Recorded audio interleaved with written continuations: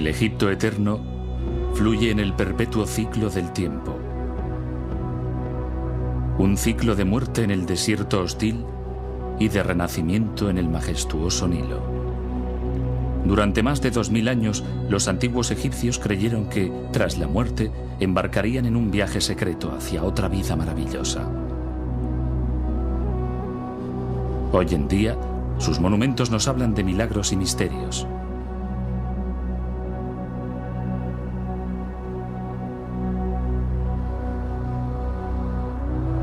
A lo largo de más de 30 años, un explorador sobrellevó su implacable odisea personal en busca de un camino hacia un pasado muy remoto.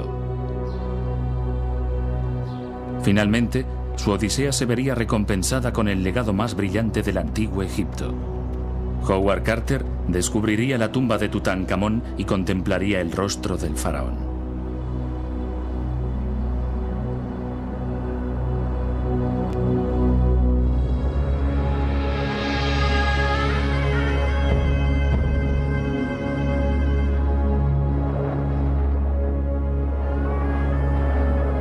En la meseta de Giza, los poderosos faraones anunciaban su majestuosidad con una de las maravillas del mundo antiguo, las pirámides. Según la religión egipcia, el faraón no era tan solo un hombre y un rey, sino que también era un dios inmortal. De modo que, al fallecer, se vestía al monarca y se le enterraba junto con comida y magníficos tesoros para la eternidad, no por vanidad, sino para asegurar su viaje al más allá. Sin embargo, para algunos egipcios la avaricia podía más que la fe, y todas las pirámides, por bien custodiadas que estuvieran, eran saqueadas casi inmediatamente.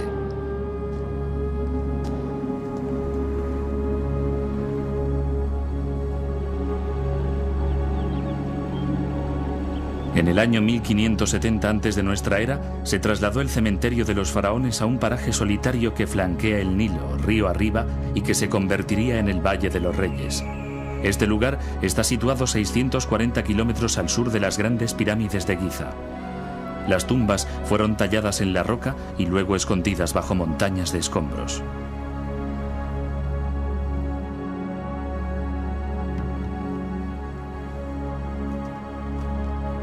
A pesar de que el castigo para los saqueadores de tumbas era la muerte, la tentación de hacerse con los dorados tesoros era demasiado grande y el Valle de los Reyes fue saqueado.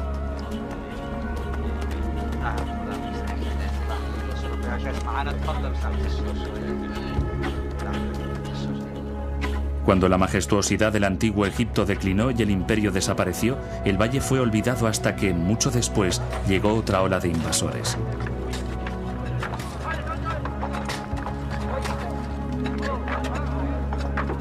Hombres como el estadounidense Theodore Davis, que encontró los restos de las tumbas saqueadas. En 1914, Davis se dio por vencido y afirmó que el Valle de los Reyes ya no ocultaba ningún secreto. Durante los 8 años siguientes, Howard Carter trabajó sin cesar para demostrar que Davis se equivocaba.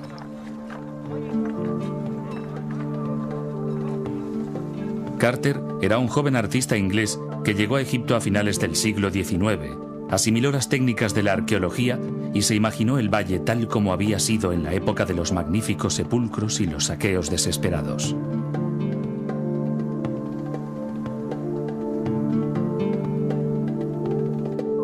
El valle debió de ser testigo mudo de las extrañas escenas y de las aventuras frenéticas que tuvieron lugar allí.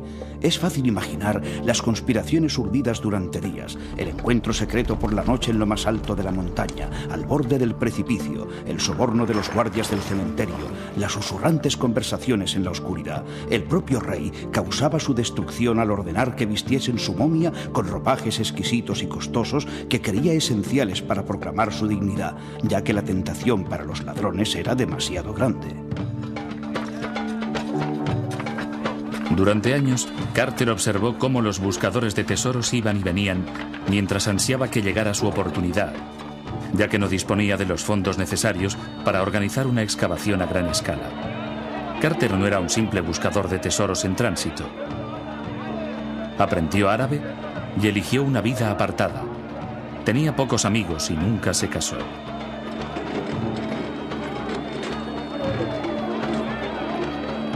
En 1908, Carter atravesaba sus peores momentos, y aunque se dedicaba a vender cuadros a los turistas, no había abandonado su sueño de excavar a fondo el Valle de los Reyes.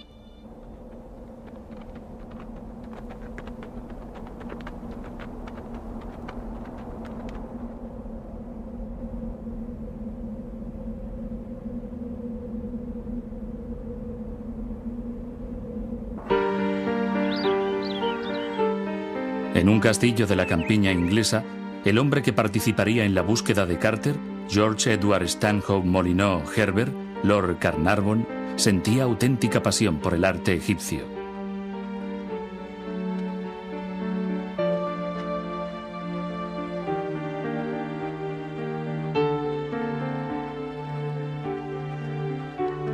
Y decidió realizar excavaciones, de modo que buscó un arqueólogo con experiencia para supervisarlas. En 1909, Carnarvon contrató a Howard Carter para buscar mano de obra y localizar emplazamientos donde todavía pudiera existir algún tesoro enterrado, dando a Carter la mayor oportunidad de toda su vida. Carnarvon se gastó el equivalente actual de millones de dólares para contratar centenares de obreros y construir una casa para Carter en un extremo del valle.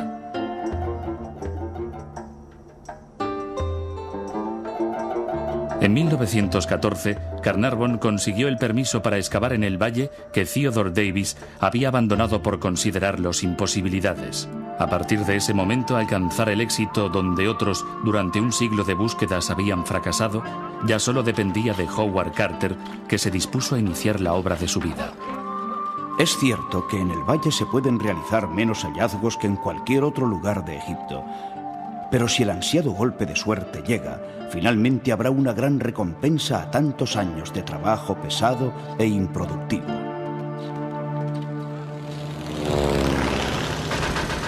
En ese punto estalló la Primera Guerra Mundial. Gran Bretaña y Turquía, las fuerzas de ocupación de Egipto, estaban enfrentadas en el campo de batalla, lo cual causó la paralización de todas las excavaciones en el Valle de los Reyes.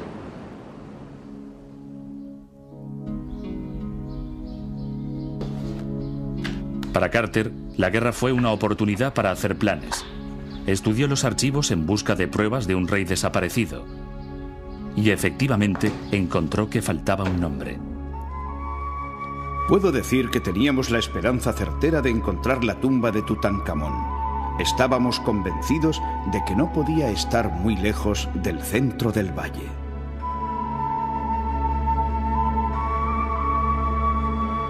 Tutankamón fue un rey que llegó al trono de Egipto en una época de agitación y revoluciones.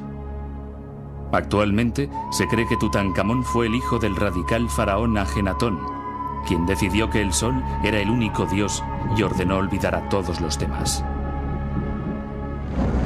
El resultado de tal decisión fue el caos absoluto, y durante 17 años Ajenatón gobernó un Egipto dividido. Una de sus esposas fue Nefertiti, una reina de belleza legendaria, pero al fallecer el faraón, su religión monoteísta murió con él.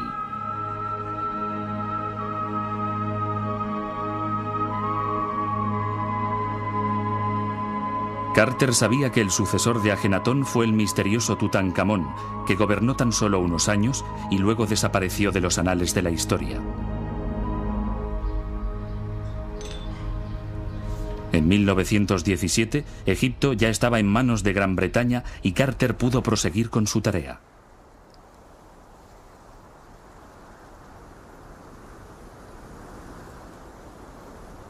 Su plan de trabajo era metódico y arduo. Utilizando la nueva técnica de bombardeo por sectores cuadriculados que se había desarrollado durante la guerra, dividió el valle en pequeños sectores, de forma que ninguna puerta o escalera pudiera pasar inadvertida. Si existía una tumba real allí, Howard Carter la encontraría. Se tenían que retirar muchos miles de toneladas de escombros antes de poder encontrar algo. E incluso si no había nada que encontrar, estábamos dispuestos a correr el riesgo.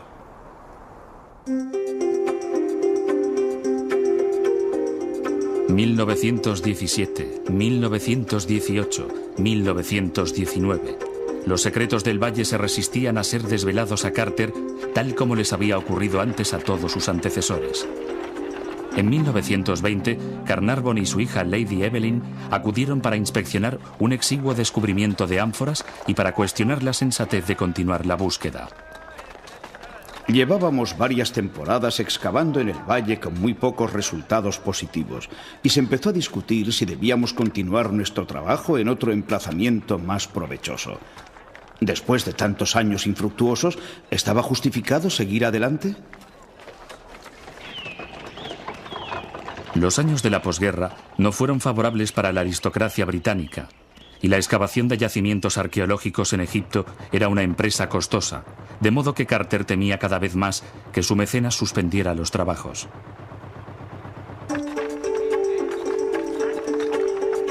«1920-1921. La improvisada vía férrea de Carter había movido miles de toneladas de tierra sin encontrar nada de valor.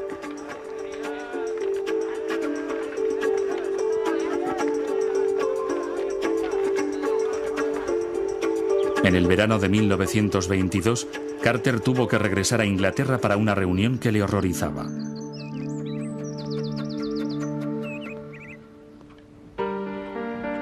Tanto la paciencia como el dinero de Carnarvon estaban tocando a su fin, pero Carter seguía estando convencido de que podía hallar la tumba de Tutankamón. Solo quedaba una pequeña zona por explorar, y si Tutankamón descansaba en el valle, tenía que estar allí. Carnarvon cedió y decidió financiar una última excavación en el Valle de los Reyes. Carter volvió a Egipto en noviembre de 1922.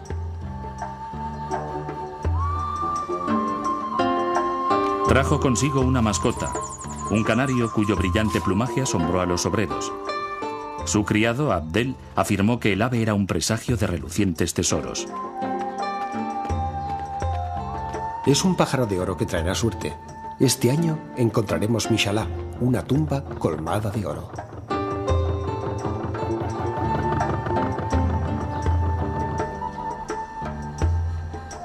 Tres días después, Howard Carter se dirigía al valle tal y como lo había hecho miles de veces antes, pero ese día su vida iba a cambiar para siempre.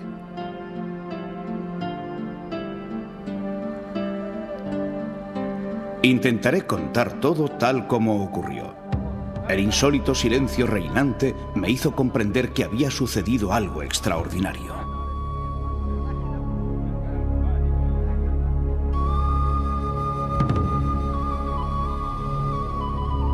Los obreros habían desenterrado una escalera a pocos metros de una popular atracción turística, la cámara funeraria de Rameses VI.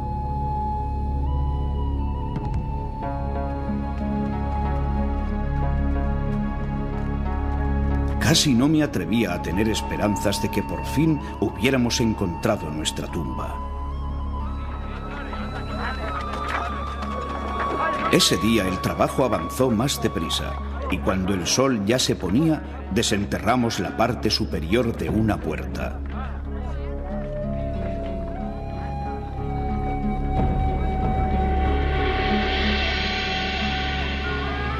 Con la respiración entrecortada inspeccioné los sellos que había grabados en la puerta para identificar al propietario, pero no encontré ningún nombre. ¿Se trataba realmente de la tumba del faraón a la que había dedicado tantos años de búsqueda? Los obreros egipcios la llamaron la tumba del pájaro dorado. ¿Habría traído suerte el canario de Carter?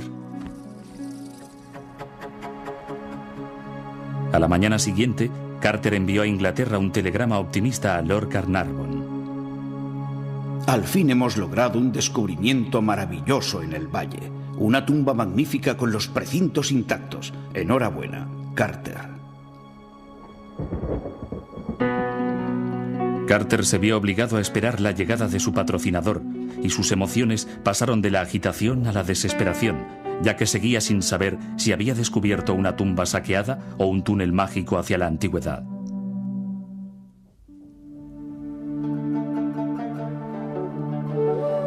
En noviembre de 1922, en el solitario Valle de los Reyes, en Egipto, el arqueólogo británico Howard Carter había descubierto una puerta que llevaba enterrada 3000 años.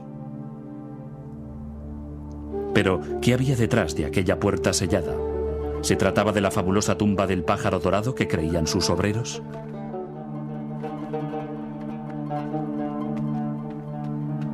Había que considerar la terrible posibilidad de que fuese una tumba sin terminar, de que no se hubiera utilizado nunca, y aun estando acabada podía ser que hubiera sido totalmente saqueada en su época. Este agonizante misterio atormentó a Carter durante más de 2 semanas, mientras su mecenas, Lord Carnarvon, realizaba el largo viaje desde Inglaterra acompañado por su hija, Lady Evelyn. Carnarvon ya había hecho este viaje muchas veces, pero en esta ocasión había muchas cosas en juego. El viaje en tren, Nilo arriba, les llevó hasta el valle que tanto había obsesionado a Carter durante un cuarto de siglo y que había mermado la fortuna de Carnarvon durante 6 frustrantes años.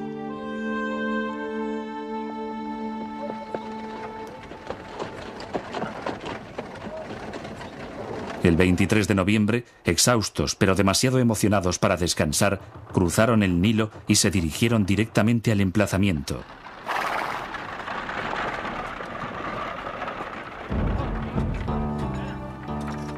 Donde las excavaciones continuaban. Sobre la puerta descubierta aparecía el sello de Tutankamón.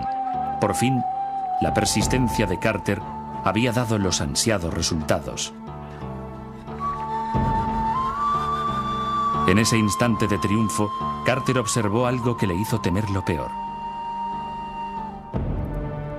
En una parte de la superficie se podía ver que la puerta había sido abierta y vuelta a cerrar en 2 ocasiones. Por lo tanto, la tumba no estaba intacta como esperábamos. Los saqueadores habían entrado y más de una vez. El trabajo continuó de un modo frenético. ¿Qué había más allá? Un pasillo repleto de escombros y piedras. A los 3 días, el corredor quedó libre. Por primera vez en 3000 años, unos pasos humanos resonaban en ese pasillo silencioso que conducía hacia el mundo de los muertos.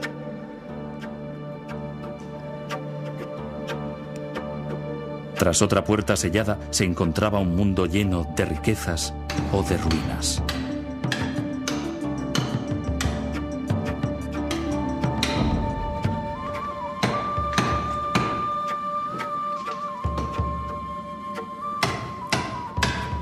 Con las manos temblorosas hice una pequeña grieta en el ángulo superior izquierdo de la puerta y fui ensanchando el agujero hasta que pude mirar a través de él.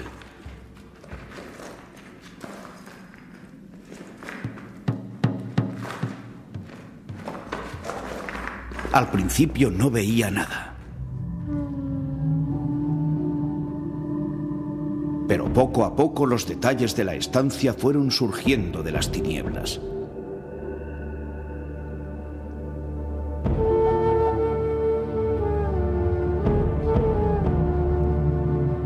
Me quedé sin habla, y cuando Lord Carnarvon me preguntó con ansiedad, ¿se ve algo?, lo único que pude decir fue, sí, cosas maravillosas.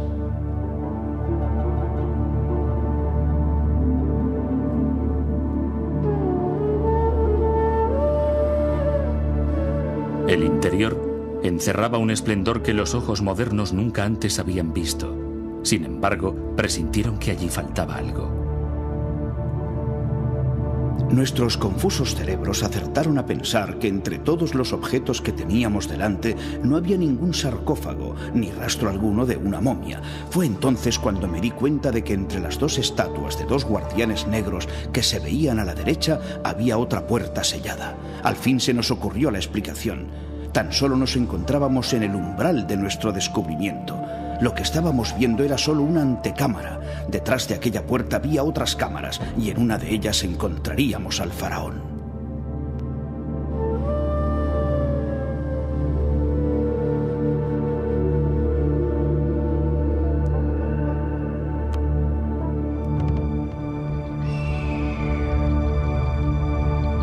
La verdad les hizo tambalearse. Se trataba de una tumba real intacta.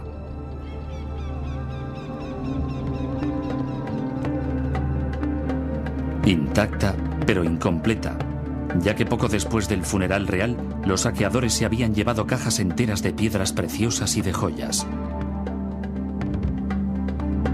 No obstante, lo que habían dejado atrás era asombroso. Los carros que utilizaba el rey. Tronos dorados que hasta entonces solo se habían visto pintados en las paredes de tumbas vacías.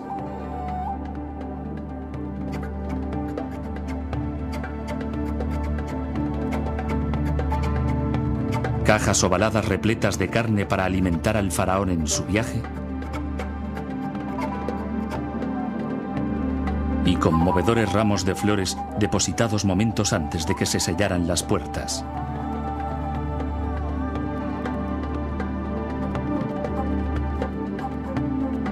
La tumba era un enjambre de pequeñas estancias y una abertura daba paso a una sala a la que Carter llamó el anexo.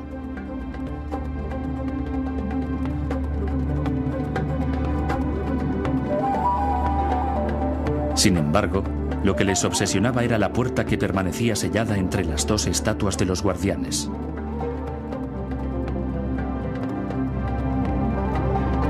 Estuvimos comentando lo que podría haber detrás de la puerta hasta muy entrada la noche. Y las imágenes de cámaras y más cámaras, todas repletas de objetos como la que habíamos visto, se sucedían en nuestras mentes sin descanso. Creo que aquella noche dormimos muy poco. En realidad, no durmieron nada, sino que volvieron en secreto a la tumba, ansiosos por saber si el gran faraón descansaba aún detrás de aquella pared sellada.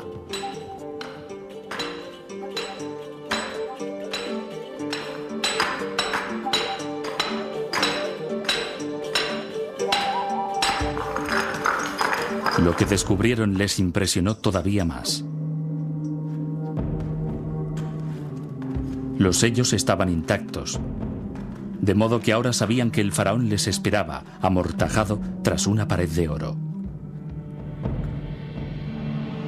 Los sellos de arcilla de los antiguos sacerdotes permanecían intactos, lo que demostraba que los saqueadores de tumbas no habían profanado el sepulcro real. El antiguo Egipto estaba a punto de revelar sus secretos más sagrados.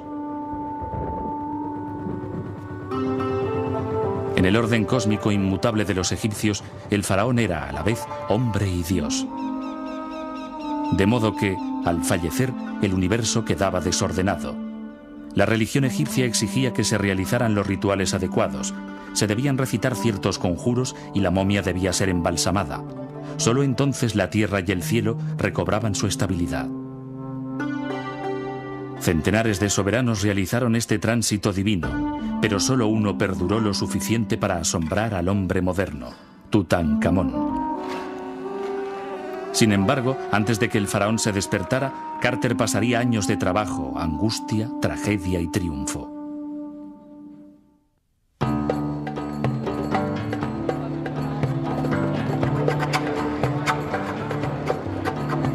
En el invierno de 1922, el descubrimiento de la tumba del faraón Tutankamón estremeció al mundo entero, y multitud de periodistas, turistas y dignatarios invadieron el una vez silencioso Valle de los Reyes. De pronto, Howard Carter, un hombre distante y solitario, tuvo que enfrentarse a interminables oleadas de curiosos. Y a pesar del gentío, Carter actuó con suma paciencia. Ordenó que se catalogaran y conservaran meticulosamente todos y cada uno de los objetos que había en la tumba. Lord Carnarvon pronosticó que esta labor llevaría a Carter varias semanas, y en realidad esta tarea ocupó los 10 años siguientes de su vida. Un equipo del Metropolitan Museum de Nueva York estaba trabajando cerca de allí. Carter contrató a Harry Barton, el fotógrafo del grupo, para que numerara y fotografiara cada objeto de la tumba en el lugar exacto donde se había encontrado. Muchos de estos objetos eran extremadamente frágiles.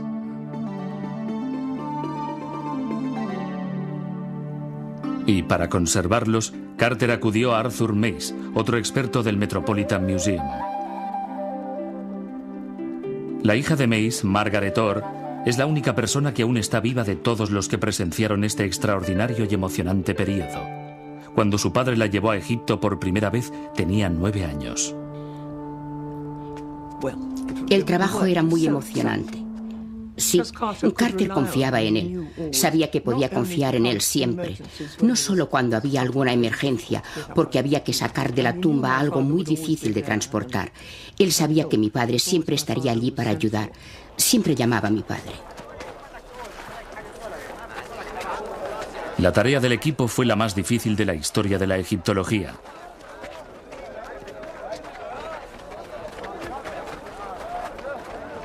Poco a poco, el olvidado faraón Tutankamón volvió a despertar.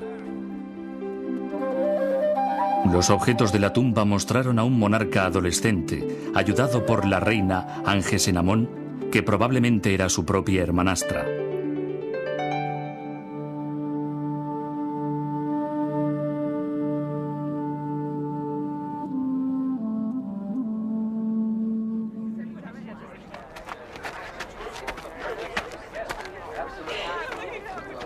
A medida que la tumba iba revelando sus secretos, el equipo encontró una interesante prueba de la juventud de Tutankamón. Recuerdo que mi madre me dijo: he tenido noticias de papá. Han encontrado un guante de niño y quiere que vaya a Harrods con un guante tuyo, que parece ser más o menos de la misma talla, para averiguar la edad del faraón, para saber si se trataba de un rey niño.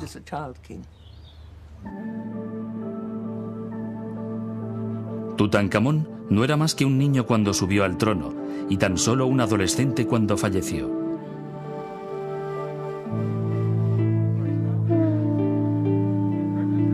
Ahora, la mitad de la gran riqueza del faraón pertenecía a Carnarvon, y su triunfo enfureció a los nacionalistas egipcios que consideraban que los tesoros de Tutankamón pertenecían a Egipto.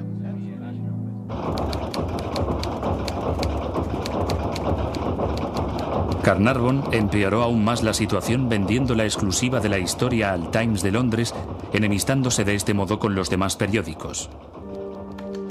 La tumba no es su propiedad privada. No ha desenterrado los huesos de sus antepasados en las montañas galesas. Ha encontrado un faraón en la tierra de los egipcios. Para los nacionalistas, la tumba no era como el cofre de un tesoro, que se puede abrir para extraer su contenido, sino que era el sepulcro sagrado de un gran antepasado. La emoción del descubrimiento se desvaneció y la paciencia de Carter empezaba a agotarse.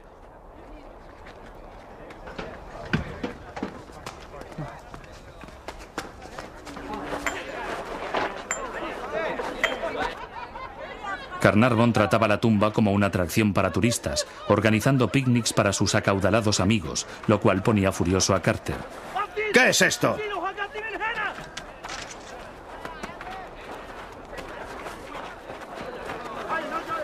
Esta tumba nos brinda una oportunidad que ningún arqueólogo ha tenido jamás, pero para poder aprovecharla al máximo es completamente necesario que podamos realizar nuestro trabajo sin interrupciones. Mitad ciencia, mitad atracción de feria, el trabajo continuó. Nadie sabía nada de la visita secreta de Carter y Carnarvon a la cámara funeraria, ya que estos se habían apresurado a ocultar las pruebas de su entrada. De modo que, en febrero de 1923, fingieron la apertura formal y teatral de la cámara ante unos cuantos invitados que representaban a la élite de la época.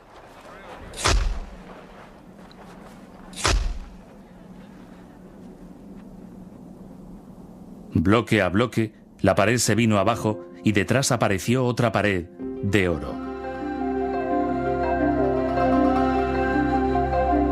En el interior de esta capilla sellada había otra barrera, otra capilla dorada, que formaba el segundo de los 4 muros que había entre Carter y el faraón.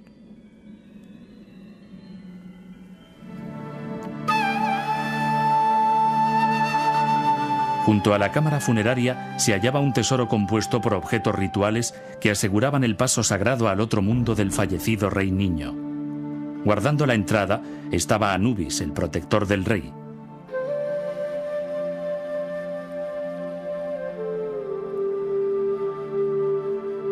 En En esa misteriosa estancia también vieron otro objeto religioso que les dejó asombrados. Frente a la puerta, en la parte más alejada, se encontraba el monumento más hermoso que había visto en mi vida. Sin duda alguna, se trataba del cofre de los vasos canopos y contenía los vasos que tanta importancia tenían en el ritual de la momificación. Estos vasos, vigilados por unas diosas, contenían las vísceras del rey. Las paredes de la cámara funeraria ilustraban el viaje del faraón desde la muerte al renacimiento divino. El cuerpo del rey muerto era acompañado por una procesión de plañideras con cintas blancas en la cabeza que indicaban la pureza de su aflicción. Se ofrecía al rey el Ang, símbolo de la vida eterna. El sumo sacerdote llamado Ay, que es quien sucedió a Tutankamón en el trono de Egipto, le daba su bendición. Finalmente, el niño rey abrazaba a Osiris, señor de los muertos. El faraón y Dios ya eran uno. 12 babuinos sagrados, que simbolizaban las 12 horas nocturnas que presagian el renacimiento diario del sol, representaban el renacimiento del rey. Se trataba de un descubrimiento magnífico, pero la antigua religión egipcia amenazaba así a todos aquellos que se atrevieran a profanar la tumba del poderoso faraón. Aquel que viole mi tumba será castigado por el dios Sol. Me lanzaré sobre cualquier hombre que profane esta tumba como si de un simple pájaro se tratara.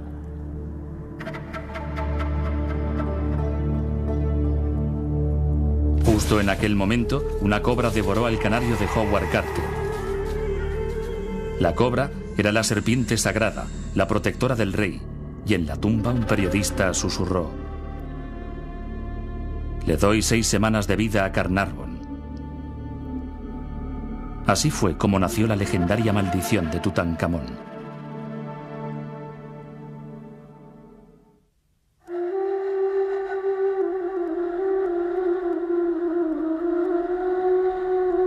El descubrimiento de la tumba intacta de un faraón egipcio era un acontecimiento de inmensa importancia científica, pero la prensa se centró en el macabro mito de la maldición de la momia.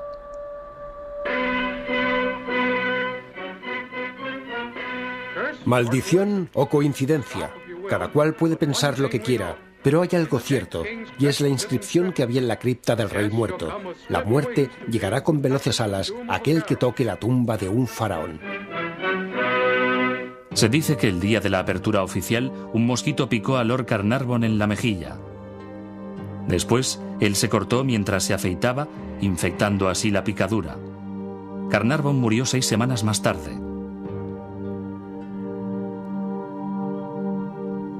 La causa oficial de la muerte fue pulmonía. Pero los supersticiosos creyeron saber lo que realmente había matado a Carnarvon: la magia negra procedente de la tumba de la momia.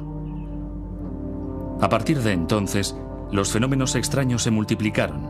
Hubo un corte de suministro eléctrico en el Cairo a la hora de la defunción de Carnarvon. El perro favorito del conde murió repentinamente en su castillo en Inglaterra. Y no hay que olvidar la premonitoria muerte del canario de Howard Carter. El mito de la maldición de Tutankamón persistió durante décadas.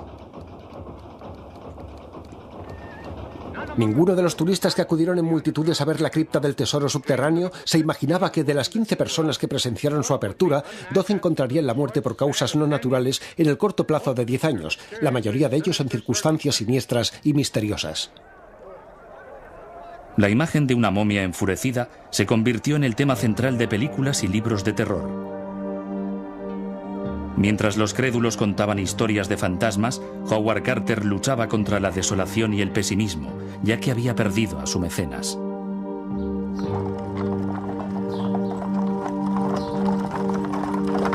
Lady Evelyn abandonó Egipto y poco después se casó con el hijo del presidente de la compañía Lloyd's de Londres, de modo que, en lo que debía haber sido su minuto de gloria, Howard Carter se quedó completamente solo.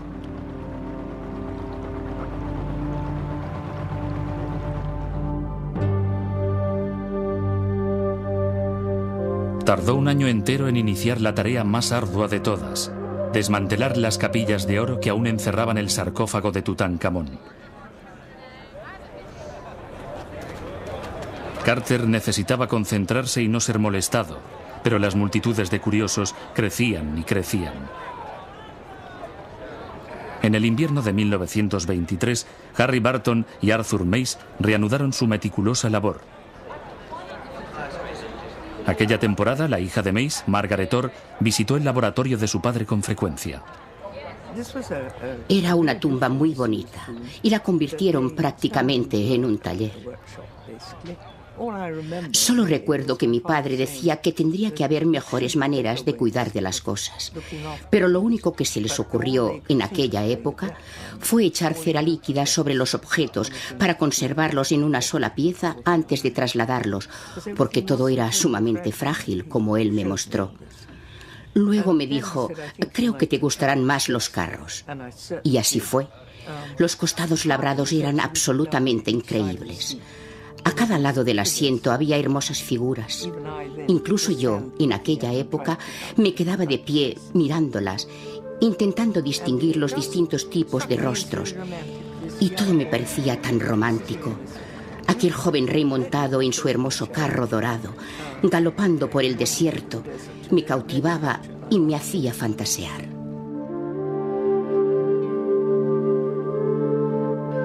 El equipo de Carter no tardó en descubrir que la momia de Tutankamón estaba en el interior de una serie de capillas. A lo largo de 12 semanas, trabajando en condiciones sofocantes, desmontaron el mausoleo real y, finalmente, pudieron abrir las puertas de la cuarta y última capilla. Fuimos testigos de un espectáculo que ningún hombre de nuestra época había tenido el privilegio de ver. Había llegado el momento decisivo. Se abrieron las puertas lentamente y allí, ocupando todo el espacio, había un enorme sarcófago amarillo intacto, con la tapa firmemente ajustada, tal y como la habían dejado las piadosas manos que la habían cerrado. Carter descubrió una inscripción en la tapa: que el hijo de Re, Tutankamón, descanse aquí sin ser molestado. Por fin, el 12 de febrero de 1924, ante otra multitud de dignatarios invitados, Carter estaba preparado para retirar la tapa maciza del sarcófago. Hice una señal. En total silencio, la enorme losa que pesaba más de 1,25 toneladas se separó de su apoyo y la luz penetró en el sarcófago. El contenido estaba totalmente cubierto por finas mortajas de lino. Se nos escapó un suspiro de asombro. Aquella imagen era espléndida, una magnífica efigie dorada del joven rey que constituía una auténtica obra de arte, ocupaba todo el interior del sarcófago.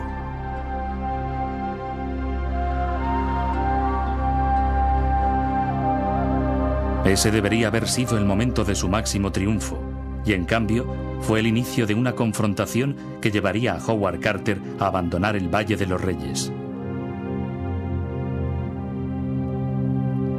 En el Cairo, un nuevo gobierno de nacionalistas egipcios veía a Tutankamón como el símbolo perfecto de la majestuosidad y el poder egipcios. Y cuando Carter propuso que los siguientes visitantes de la tumba fueran las esposas de sus colegas, en vez de un grupo de oficiales egipcios, el gobierno le negó el permiso. Carter se sintió ultrajado y decidió cerrar la entrada con un candado.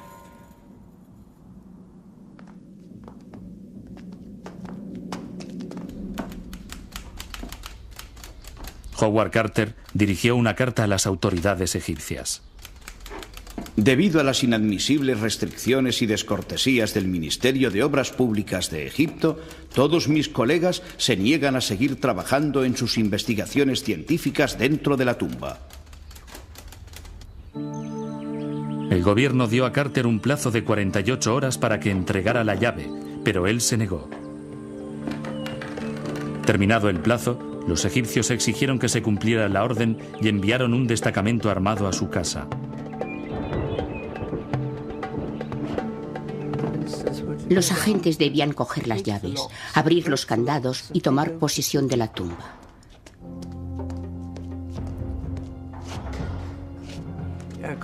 Carter estaba muy nervioso y le dijo a mi padre: ven a hacerme compañía, estoy muy deprimido. Y creo que podrían hacerlo esta noche.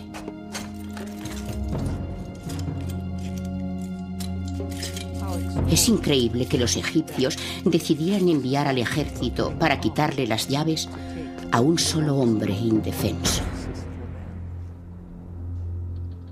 Fue la primera huelga laboral de la arqueología y el mayor error de Howard Carter, ya que se vio obligado a abandonar Egipto sin saber si llegaría a ver el rostro de Tutankamón alguna vez.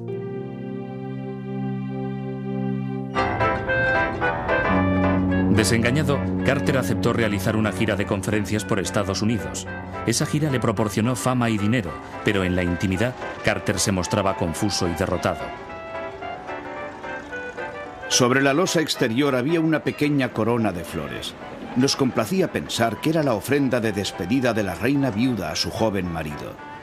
Me retiro con el corazón destrozado, renunciando a cualquier posible reivindicación sobre el descubrimiento de Tutankamón, así como a futuras investigaciones arqueológicas. En cuestiones de arte, moda, música y cine, el rey Tut, como se llamó a Tutankamón, se puso de moda y nació la Tutmanía.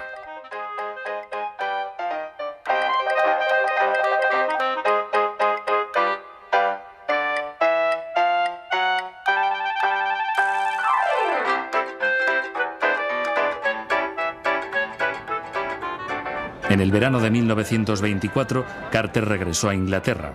En la exposición de los logros del imperio en Wembley se había instalado una reproducción a escala real de la tumba de Tutankamón, sin conocimiento ni aprobación de Carter, que en un principio intentó presentar una querella, aunque después se echó atrás. La tumba de Tutankamón era la mayor atracción de la exposición. En el Valle de los Reyes, la auténtica tumba permanecía cerrada, ya que incluso los egipcios reconocían que la única persona cualificada para proseguir los trabajos que permitieran llegar al féretro sagrado y a la momia del faraón era Howard Carter. El rey seguía durmiendo, imperturbable, pero muy pronto los acontecimientos permitirían que Carter regresara a Egipto y contemplara, al fin, el rostro de Tutankamón.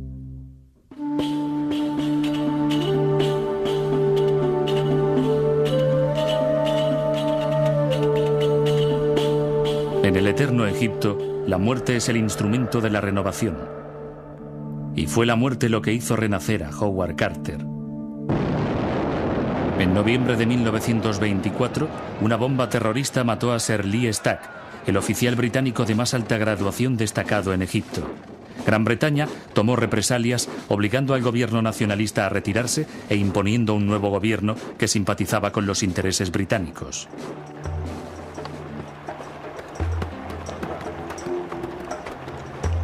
Carter regresó al valle en diciembre.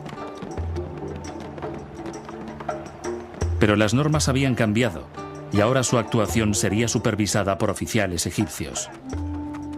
A medida que el trabajo en el Valle de los Reyes avanzaba, el momento de la verdad para Howard Carter estaba cada vez más cerca. La magnificencia de las obras de arte que había dentro del sarcófago seguían asombrando a Carter a medida que iba descubriendo ataúd tras ataúd.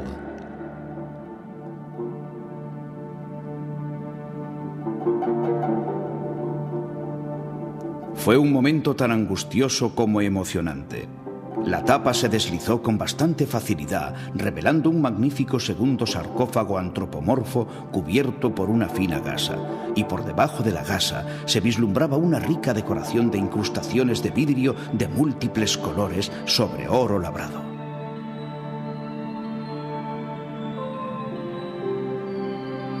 Entonces pudimos admirar el mejor ejemplo jamás visto de la maestría de los antiguos constructores de sarcófagos. La imagen era de una majestuosidad espléndida.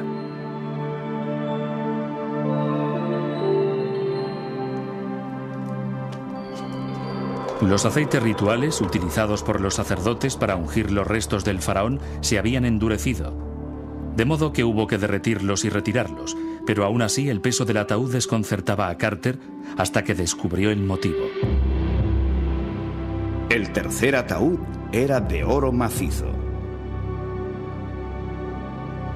Qué grandiosas debieron ser las fortunas que se enterraron con aquellos antiguos faraones, y qué riquezas debió ocultar el valle en su día. Durante 30 años, Howard Carter había soñado con ese momento. Dentro del ataúd de oro había otro tesoro inesperado, el más glorioso de todos, la máscara de oro que adornaba la momia de Tutankamón.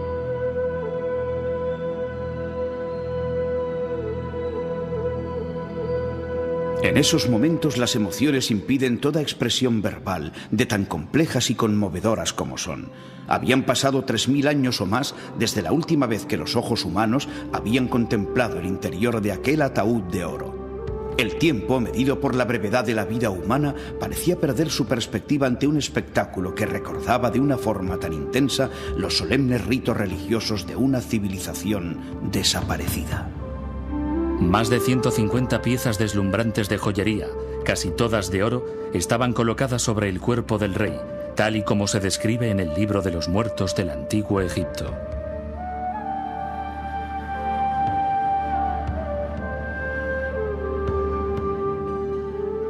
Por fin el joven faraón estaba ante nosotros. Un gobernante oscuro y efímero que dejaba de ser la simple sombra de un nombre y volvía, después de más de 3000 años, al mundo de la realidad y a la historia. Un fino pincel hizo caer los últimos fragmentos de la tela deteriorada, revelando la serena y plácida expresión de un hombre joven. El rostro era refinado y culto, y sus facciones estaban bien definidas. La tumba había desvelado su secreto, y el mensaje del pasado había llegado al presente superando la carga del tiempo y la erosión de tantos años. Para Howard Carter quedaba una sola pregunta: ¿por qué murió tan joven el rey?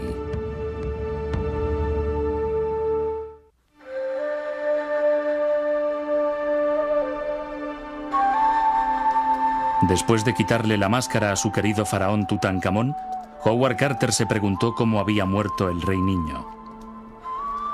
En el gran templo de Karnak hay una estatua cuyo rostro se parece a la imagen de la máscara de oro de Tutankamón, pero el nombre del rey se sustituyó por el de su sucesor, haciéndole desaparecer de la vida y de la muerte. Y Carter sospechaba que el joven monarca fue asesinado, quizás por los mismos sacerdotes que le ungieron en su tumba dorada. Radiografías recientes revelan un pequeño fragmento de hueso en el cráneo del rey que podría constituir una prueba del crimen. Tutankamón pudo haber sido la última víctima de la revolución monoteísta impulsada por su padre, Ajenatón. Pudo ser asesinado por los sacerdotes que querían restaurar a toda costa la antigua religión.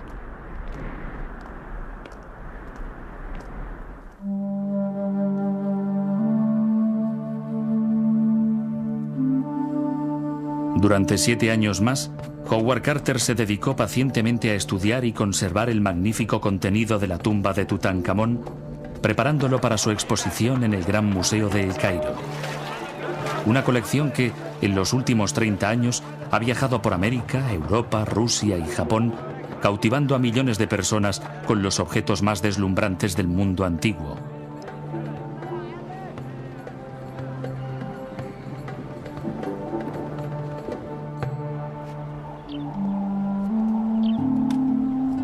En 1932, la búsqueda finalizó y Carter permaneció en Egipto contando la historia de su gran descubrimiento a cualquier turista que quisiera escucharle.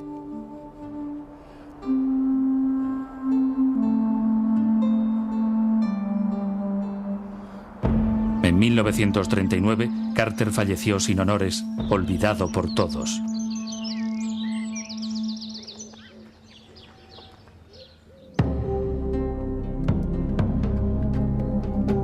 No deja de ser un final irónico para el hombre que descubrió a Tutankamón, un faraón de poca importancia que también había sido olvidado. Carter resucitó al rey perdido para acabar compartiendo su suerte. Sin embargo, en la actualidad, de todos los grandes faraones de Egipto, el nombre que goza de más popularidad es el de Tutankamón.